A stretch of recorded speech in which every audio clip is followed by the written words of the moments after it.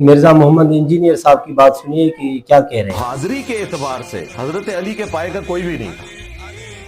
ویسے کوئی شخص جذبات میں کوئی بات کرنا چاہتا ہے ضرور کرتا رہے، یہ حقیقت بات ہے کہ تلوار چلانا، اپنے مخالف کو پچھاڑنا، یہ حضرت علی کے اوپر بس تھا۔ اس لیے آپ کو ساری جنگیں حضرت علی نے جتائی ہیں، چاہے وہ غزوہ بدر ہو، احد ہو۔ عقبہ بن ابی معیط کافر آئے، نبی کریم صلی اللہ علیہ وسلم نماز پڑھ رہے تھے کعبے میں، اور اس نے اپنی چادر لے کر نبی کریم صلی اللہ علیہ وسلم کی گردن میں ڈالی۔ نبی کریم صلی اللہ علیہ وسلم کی گردن میں ڈال کر اور دبانے لگا آپ کی گردن کو۔ تو نبی علیہ السلام تو نماز میں تھے، حضرت ابو بکر رضی اللہ تعالیٰ عنہ آگے۔ ابو بکر رضی اللہ تعالیٰ عنہ نے جیسے ہی دیکھا تو اس کو دھکا لگا کے اس کو گرا دیا اور نبی کریم صلی اللہ علیہ وسلم کو چھڑایا۔ تو حضرت ابو بکر رضی اللہ تعالیٰ عنہ نے چھڑایا آپ صلی اللہ علیہ وسلم کو۔ تو حضرت ابو بکر رضی اللہ تعالیٰ عنہ نے چھڑایا نبی کریم صلی اللہ علیہ وسلم کو۔ ایسا نہیں تھا کہ ابو بکر رضی اللہ تعالیٰ عنہ حضور صلی اللہ علیہ وسلم کو کسی تکلیف میں دیکھے اور برداشت کرے، یہ ہو ہی نہیں سکتا۔ اور حضرت ابو بکر رضی اللہ تعالیٰ عنہ نبی صلی اللہ علیہ وسلم سے بہت ہی زیادہ محبت کرتے تھے، آپ کے لیے اپنی جان، اپنا مال قربان کرنے کے لیے ہر وقت تیار رہتے تھے۔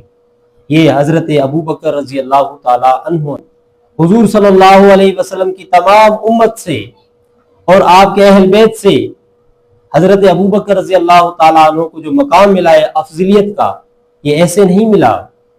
ہاں، اس لیے ملا کہ حضرت ابو بکر رضی اللہ تعالیٰ عنہ نے ہر وقت آپ صلی اللہ علیہ وسلم کی حفاظت کی ہے، اپنی جان کی پرواہ نہیں کی۔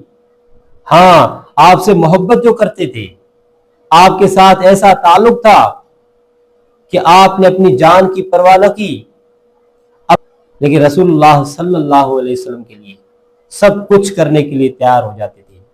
حضرت ابو بکر رضی اللہ تعالیٰ عنہ نبی علیہ السلام کو صرف چھڑایا نہیں بلکہ اس کو مار کے چھڑایا۔ جس نے آپ کو پکڑ کے رکھا تھا، جو آپ کا گلا دبا رہا تھا، حضرت ابو بکر رضی اللہ تعالیٰ عنہ نے اس کو مار کے چھڑایا۔ دیکھیں نا، کوئی آدمی اگر کسی کو مار رہا ہوتا ہے، کوئی آدمی اگر زور سے پکڑا ہوا ہو، وہ تو اس کو ایسے نہیں چھوڑے گا۔